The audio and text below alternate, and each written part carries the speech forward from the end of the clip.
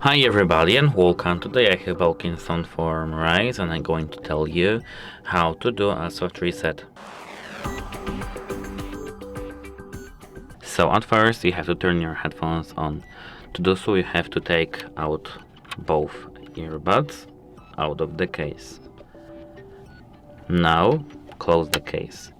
After a few seconds put them back again into the case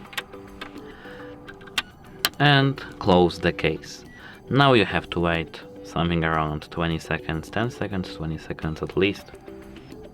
And after this time you can take out your earbuds again, and this is called a soft reset, just turning off and on your earbuds.